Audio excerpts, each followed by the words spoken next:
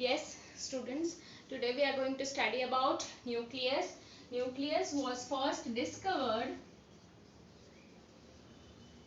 by the scientist, that is Robert Brown, as early in the year 1831. Right? Robert Brown had discovered nucleus in the year 1831. Now nucleus possesses genetic material in the form of chromatin. Right? Chromatin is the genetic material present in the nucleus. Term was given by the scientist, that is Fleming. Very important. Fleming was the scientist who had given the term chromatin, and Robert Brown had discovered nucleus. Right? Nucleus is called as the regulator of the cell or controller of the cell. Right? Nucleus is the regulator or controller of the cell. Right? If you are taking out the nucleus from the cell is not going to survive for a long time. It is nucleus which is regulating all the activities of the cell. That is why it is called as the regulator of the cell or the controller of the cell. Now, how many nucleus are present in the cell? Based on it, there are certain terminologies, right? So, say uninucleated. Uninucleated means a cell possesses one nucleus. Single nucleus is present, right? Say for example in most of the cells, right? Most of the cells are uninucleated. Then binucleated, which means two nucleus are present in the cell. Example of a binucleated cell is paramecium. Paramecium possesses one large nucleus, that is meganucleus, and one small nucleus, that is micronucleus. So macro and micronucleus. So paramecium possesses two nucleus. Then multinucleated cells. Right? There are multinucleated cells, which means many nuclei are present. There are many nuclei present. Example, right? Example of multinucleated cells is opalina and skeletal muscle cells. Right? So the skeletal muscles, the muscles which are present around the skeleton, and opalina, right? They are having many nuclei. A single cell is having many nuclei. Such cells are multinucleated cells. For such multinucleated cells, which means many nuclei are present, there are two terminologies which are used, right? That is syncytium, that is syncytial cells, right? And cenocytic cells. Right? What are these terminologies? Syncytial cells are nothing but multinucleated animal cells. And cenocytic are nothing but multinucleated plant cells. This is clear? Then one more thing is enucleated. Enucleated, which means no nuclei, right? No nuclei are present. Nothing, no nuclei present. Example of the cells which are enucleated are sieve tube cells. Sieve tube cells present in phloem. and mammalian red blood cells. All the mammalian red blood cells are enucleated except camel and llama. Right? Camel and llama are the mammalian red blood cells. Right? Their red blood cells are having nucleus. Except camel and llama, all the mammalian red blood cells are non-nucleated, that is enucleated, which means no nuclei are present. Sieve tube cells, these cells are present in phloem. Phloem is present in plants. It is a transporting system, a conducting system for sugar, right? That sieve tube cells are also enucleated. Most of the other cells are uninucleated. Paramecium is having two nucleus, one large macro and one small micro. Multinucleated cells are seen in Opalina and skeletal muscle cells. For multinucleated cells, these two terminologies are used. Multinucleated animal cells are syncytial cells. Multinucleated plant cells are cenocytic cells, right? Then about the shape of the nucleus, right? So there are different shapes of the nucleus, right? So say for example, spherical nucleus present in most of the cells, right? Then oval shaped nucleus. Example of the cells with oval shaped nucleus is smooth muscle cells, right? Smooth muscles are the muscles present in the organs, right? Such as in the blood vessels, such as in the uterus, such as in the intestine, right? Those smooth muscles have oval shaped nucleus, right? Then one more shape of the nucleus is bilobed shape of the nucleus, right? That is bilobed. Bilobed nucleus is seen in the acidophil cells. Acidophil cells are a type of white blood cells. They have bilobed nucleus, right? Then trilobed nucleus, which means there are 3 lobes present, right? Such nucleus is trilobed. Trilobed nucleus is seen in basophil cells. These basophil cells are also the type of white blood cells, right? Then multilobed nucleus, right? Which means that there are many lobes which are present, right? So such multilobed nucleus is present in case of neutrophils. Neutrophil cells have multilobed nucleus. Those are also the types of white blood cells. So these are the different shapes of the nucleus. Oval shaped, present in smooth muscle cells. Spherical shaped, present in almost all the cells, right? Then bilobed, which means there are 2 lobes in the nucleus in acidophil or eosinophil cells.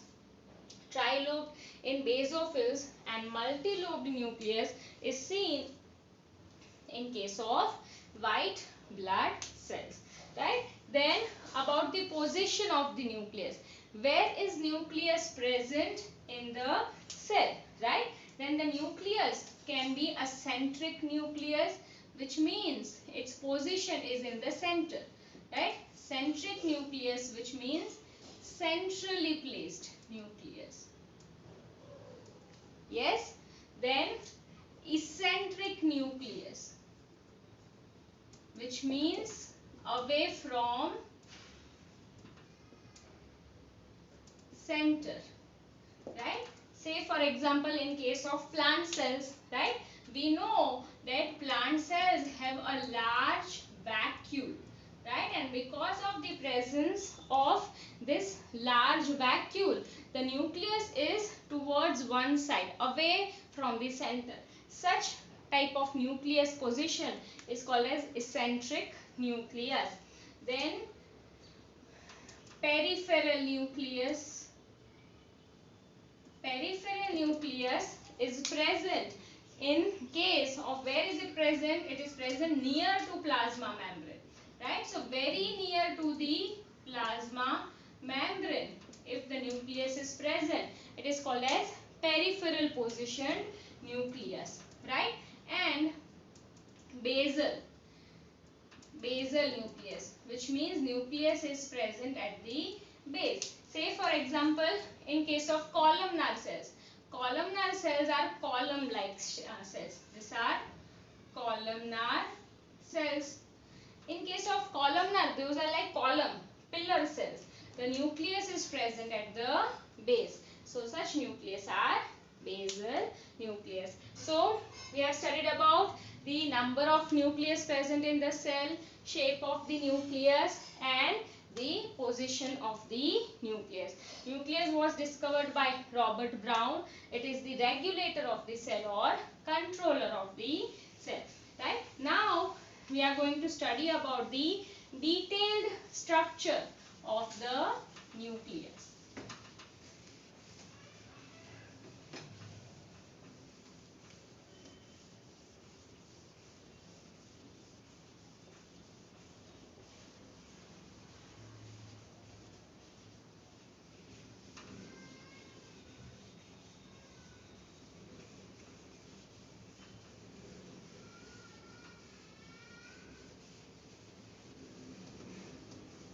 So when we were studying the overview of the cell, we had studied that nucleus is a double membranous structure. So first of all, which are the important components of the nucleus? What is nucleus made up of?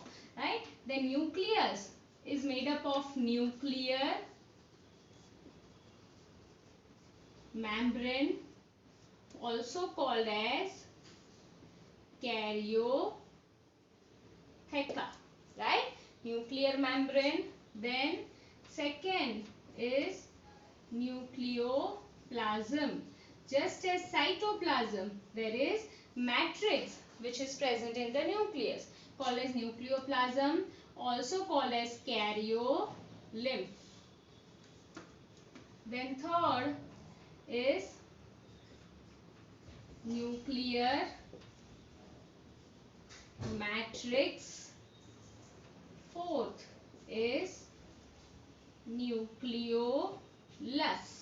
Nucleolus is a darkly stained body present within the nucleus. And fifth is chromatin, that is the genetic material. These are the 5 components of nucleus, right? Nucleus is made up of this 5 components. The membrane called as karyotheca, the plasm called as karyolymph, nuclear matrix, nucleolus, and chromatin. We will study all this one by one, right? First is nuclear membrane. One more thing, students, right? That is karyology, right? Study of nucleus. The term which is given to the study of nucleus is called as karyology. Karyology means to study the nucleus. You are studying everything. That is called as karyology. So, nuclear membrane, right? We are taking a classical shaped nucleus, that is a spherical shaped nucleus, right? So, nucleus is a double membranous structure, right? It is having double membrane. It is having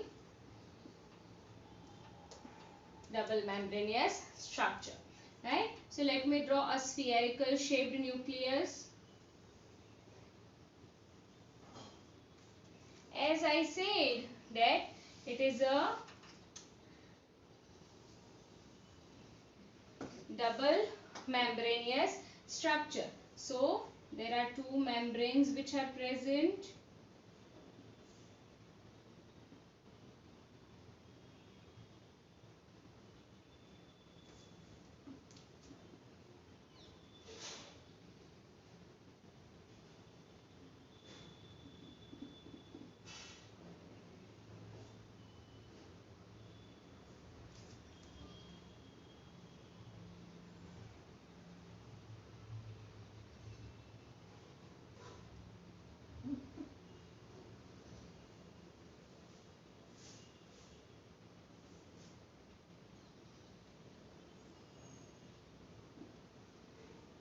Yes, so there are two membranes which are present.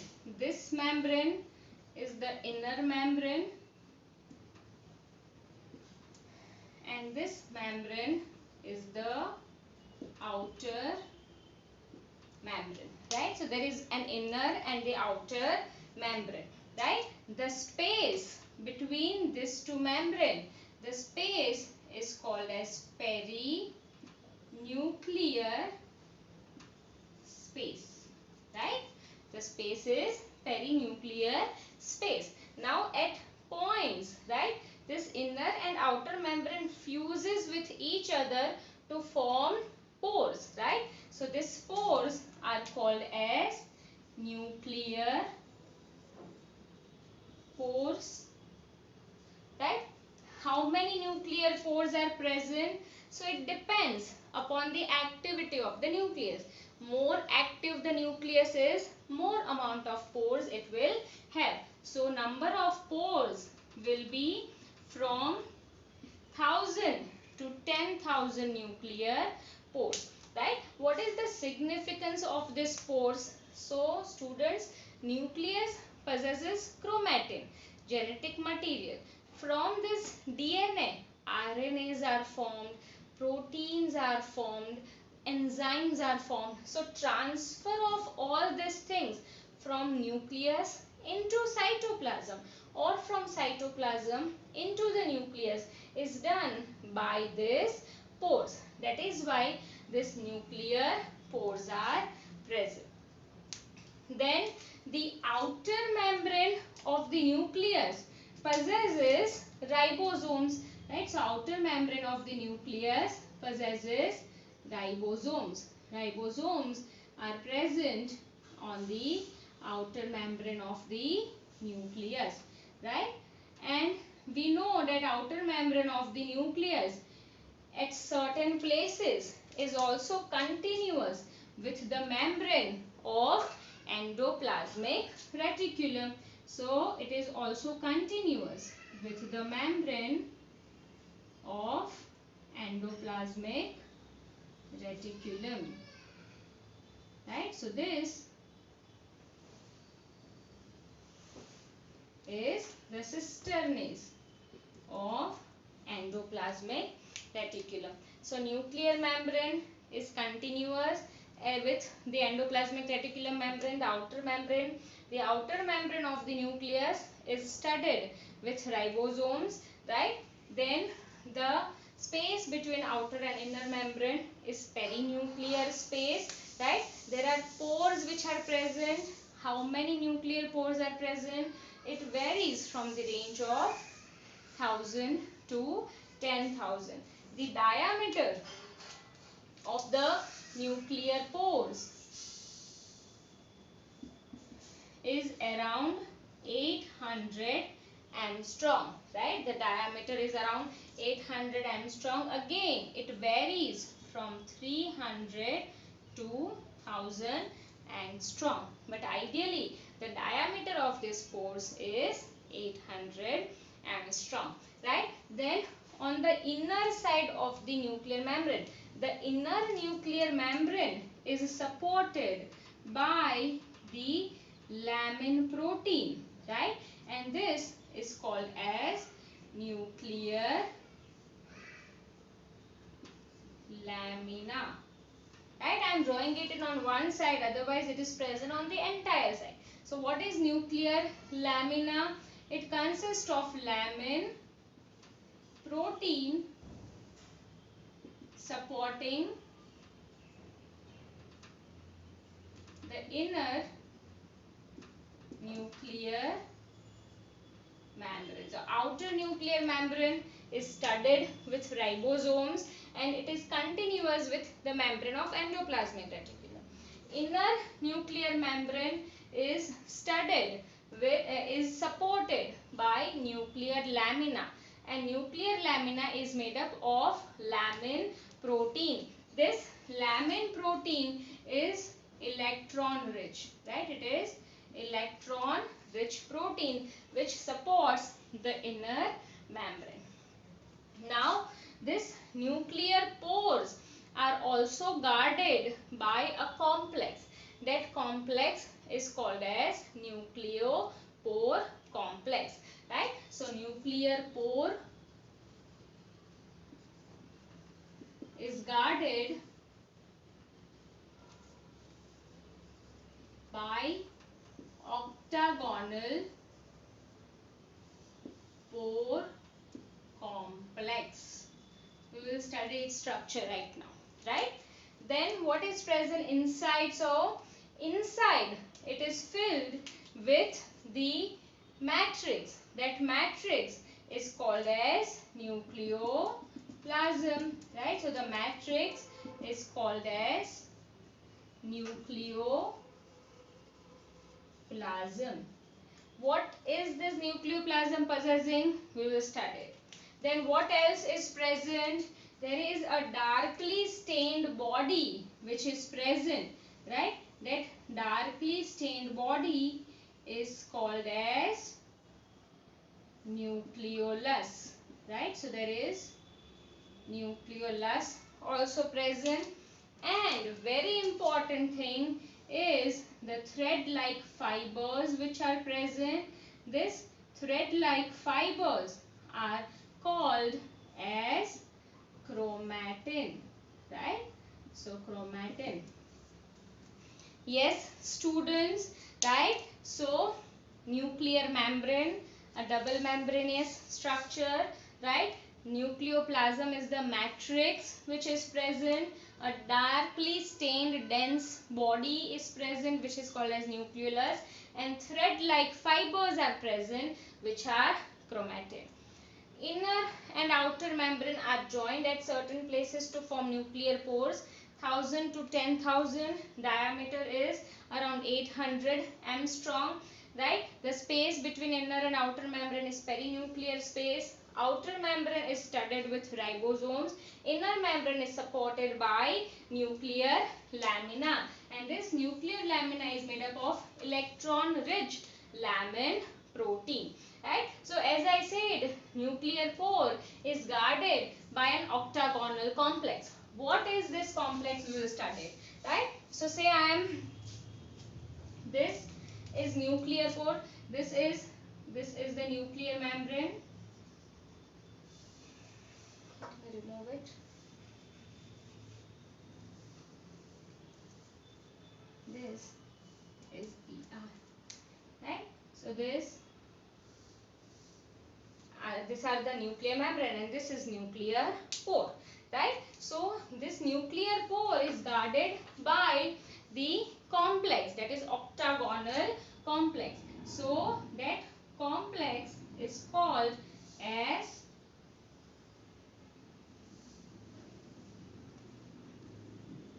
nucleopore octagonal complex, right? This entire complex is called as annulus or bleb. It is a ring, right? Now this ring is made up of 8, right? So let me draw one more. This is the lumen, right? Yes students, are you getting it? This is the lumen, and through this lumen the substances are getting inside the nucleus or outside the nucleus. But what is this complex made up of? Say this complex is made up of 8 such proteins, right? So it is made up of 8 such proteins. Say this is one protein. Say this is another protein. Third protein. Fourth, like this, 8 proteins are present, and these proteins are nucleoplasmin, right? Nucleoplasmin proteins, very important, right? So the diameter of this entire pore is around 800 angstrom. It is an octagonal complex. The ring is called as annulus or bleb, and it is guarded by 8 nucleoplasmin proteins, and it is this nucleoplasmin protein which are regulating the nucleocytoplasmic traffic. What is nucleocytoplasmic traffic, right? So whenever vehicles are coming from one side to other side or vice versa, that is traffic. So who is regulating that traffic, right? The traffic officers. Similarly, here the traffic officer is nucleoplasmin protein, which is regulating the substances coming inside the nucleus or going outside the nucleus. So that is all about the nuclear membrane, right? Now we are going to study the rest of the things. Yes. So the second component of the nucleus is nucleoplasm, also called as karyolymph, right? This nucleoplasm is the matrix of the nucleus. What does this matrix possess, right? So this nucleoplasm possesses enzymes, right? What are these enzymes for? So these are the enzymes which are required for the formation of RNAs, that is transcription process from the DNA, and then for the process of translation, right? So it is rich in enzymes such as DNA polymerase enzyme,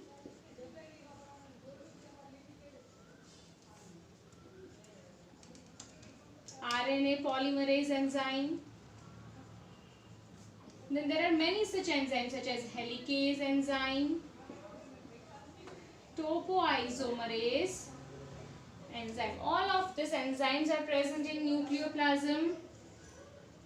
Then many divalent ions are present such as calcium ions, magnesium ions, zinc ions. All of these ions are present in nucleoplasm. What else is present in nucleoplasm, right? Then nucleoplasm will have nucleotides. What are these nucleotides? This you will study in your chapter of biomolecules, right? Such as ATP, adenosine triphosphate, guanosine triphosphate, cytosine triphosphate, right? So these are nucleotides. It is composed of the adenosine triphosphate, which means it possesses a ribose sugar, it possesses a base, that is nitrogenous base, that is adenosine, and phosphate, right? So all of these things are present in nucleoplasm. Then chromatin and nucleolus are embedded in nucleoplasm, right? So this is the nucleus, this is the nucleus, and nucleus possesses nucleoplasm. What is this nucleoplasm made up of? It consists of all the enzymes, many ions, it possesses nucleotides, it also possesses RNAs, right? RNA word is for ribonucleic acid. There are 3 types, that is rRNA. rRNA is ribosomal RNA, mRNA is messenger RNA, and tRNA is transfer RNA. These 3 RNAs are also present in nucleoplasm.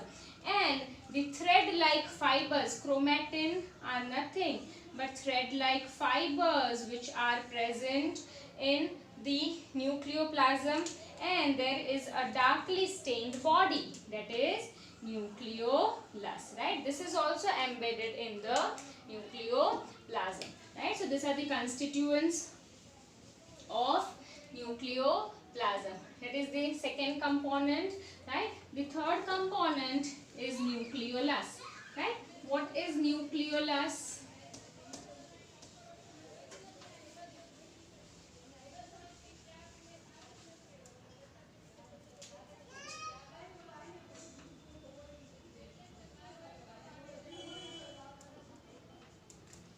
nucleolus. Nucleolus is a densely stained non-membranous body, right? It is densely and darkly stained and non-membranous body. Nucleolus is called as the ribosome factory of the cell, right? So ribosome is the protein factory because it synthesizes proteins. But from where is ribosomes synthesized? Then ribosomes are synthesized from nucleolus. That is why it is called as ribosomal factory of the cell. We know ribosomes are made up of rRNA, again terminology, ribosomal RNA and proteins. These proteins are synthesized in the cytoplasm. Once proteins are synthesized in the cytoplasm, then through the nuclear pore they will enter inside the nucleus. So again, let me show it to you. Say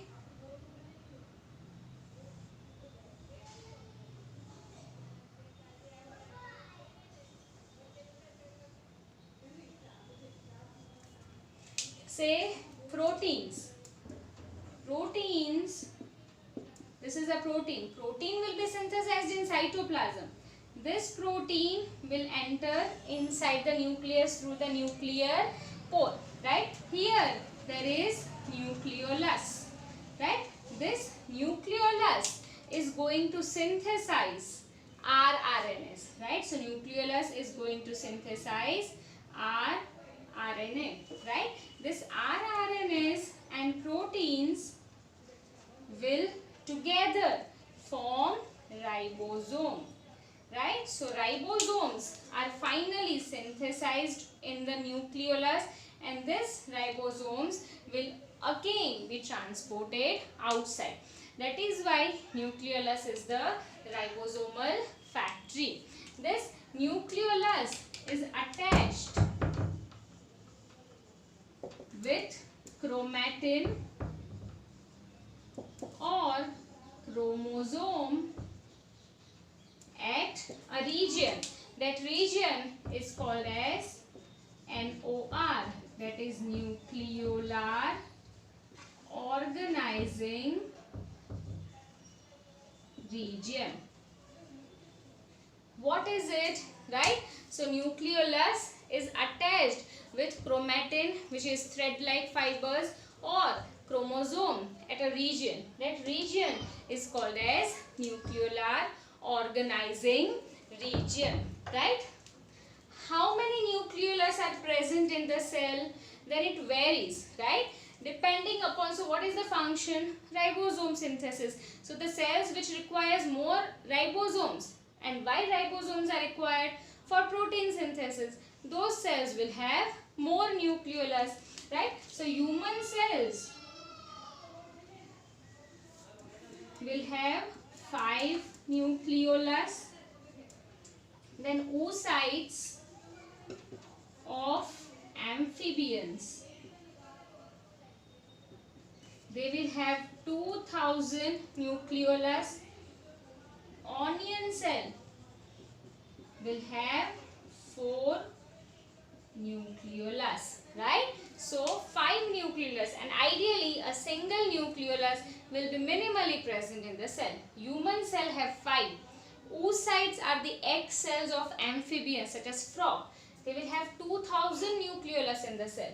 Onion cell have 4 nucleolus, right? So this is about nucleolus. Nucleolus is a non-membranous body. It does not possess any membrane, right? What is the function? Synthesis of ribosomes, right? What are ribosomes made up of? rRNAs and proteins. So actually nucleolus is synthesizing rRNAs, that is ribosomal RNAs. Proteins are synthesized outside, those are transported inside. Within nucleolus, these proteins and rRNAs together form ribosomes. Ribosomes are again transported outside. Nucleolus is attached with chromatin at a region. That region is called as nucleolar organizing region, right? So that is the other component of nucleus, that is nucleolus.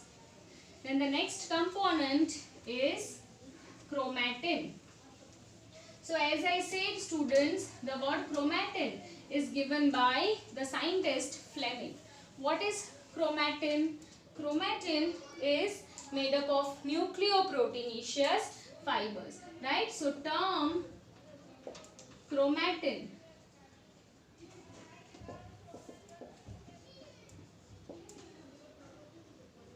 is given by Fleming, right? It consists of the indistinct nucleoprotein fibers.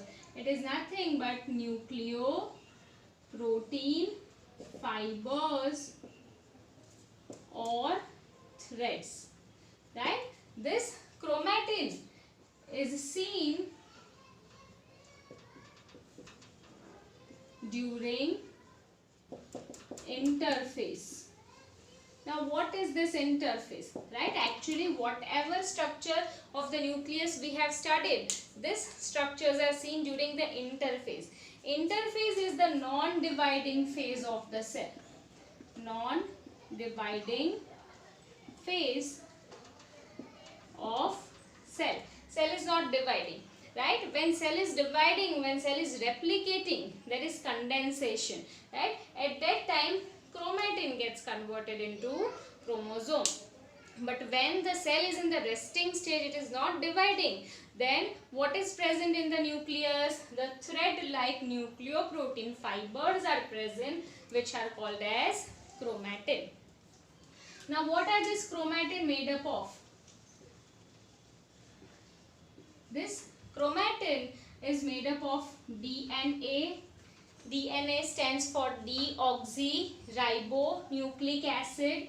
Then it is made up of proteins. Again proteins are of two types, right? So it is made up of proteins. Which type of proteins? Then it is mainly made up of histone proteins, right? And non-histone proteins, right? Now this histone proteins are basic proteins, whereas non-histone proteins are acidic proteins. Students, we know proteins are nothing but made up of amino acids. Histone proteins are basic proteins, which means those are made up of basic amino acids, right? Which basic amino acids make histone proteins? Then mainly arginine and lysine amino acids are present in histone proteins. This histone proteins form an octamer, which is called as histone octamer. Again, octo stands for 8. So there are 8 histone proteins which combine to form histone octamer. So let's first study which are the histone proteins. So histone proteins are H2A, H2B, H3, H4 and H1. These are the 5 histone proteins. Now out of this, these 4 histone proteins are forming an octamer. How is it forming an octamer? So this is one histone protein, that is H2A. This is one more, that is H2A, right? So 2 H2A are present. Behind this H2A, again the same kind of balls are present, and those are H2B. So these are H2B. So total 4 proteins, 2 H2A, 2 H2B.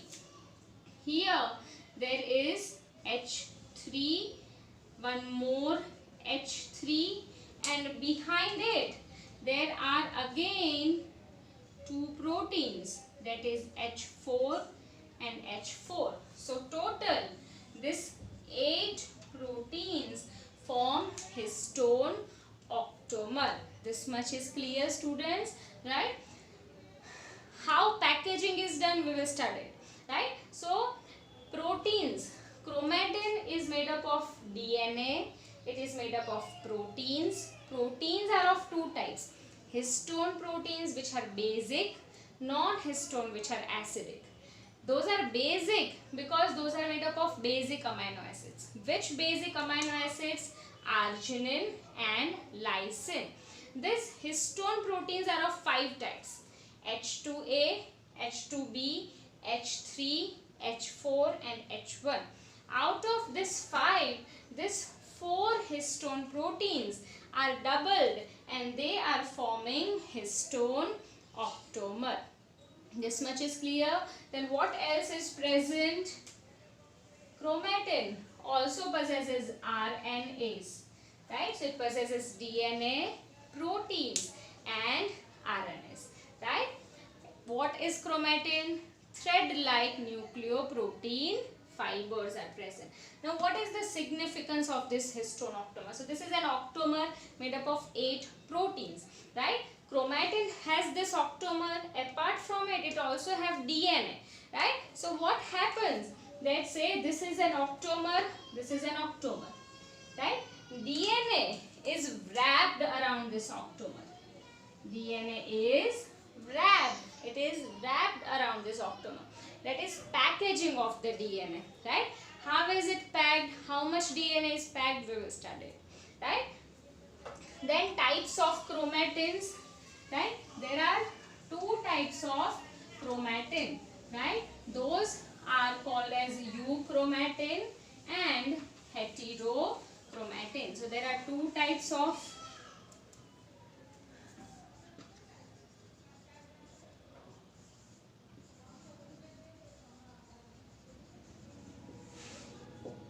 chromatin. First is euchromatin, right? And second is heterochromatin, right? These 2 types of chromatins are present. This euchromatin is lightly stained and it is centrally placed. Centrally placed in nucleus. Heterochromatin is dense, darkly stained and on the peripheral side of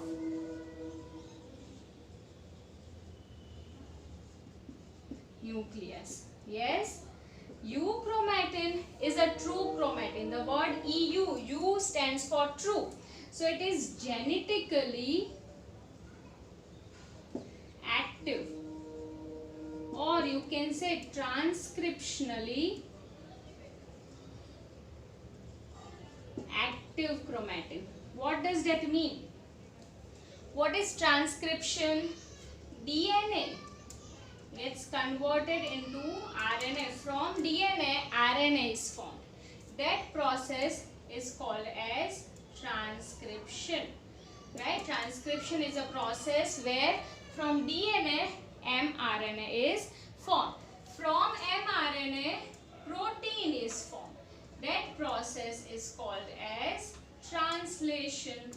So the DNA from where mRNA is formed, such DNA which is transcriptionally active is euchromatin, which means euchromatin is having DNA from where mRNA is formed, whereas heterochromatin is transcriptionally less active or inactive, which means from the DNA of heterochromatin, mRNA is not formed. Now heterochromatin is also of 2 types, that is constitutive heterochromatin and facultative heterochromatin, right? What is it? So heterochromatin is densely stained, it is peripherally placed and it is transcriptionally inactive. Constitutive heterochromatin forms the centromere and telomere. Forms the centromere and telomere. Right? So these are the parts of chromosomes. Right? Chromosome will have two arms and its center part is called as centromere. This centromere is made up of DNA which is transcriptionally inactive. That is, it is made up of heterochromatin. Which type? Constitutive. And the end are called as telomere. The DNA in the telomere is also transcriptionally inactive. That means it is made up of constitutive heterochromatin. Facultative heterochromatin forms Barr body. What is Barr body? Barr body is again a darkly stained structure which is present in females. Right? So number of Barr body is number of X chromosome minus 1. Now females, right? Females have 2 X chromosomes, right? So it is having 2 X chromosomes minus 1. So it will have 1 Barr body. Males have only 1 X chromosome, right? So 1 minus 1. So males will have no Barr body. So facultative heterochromatin is forming Barr body.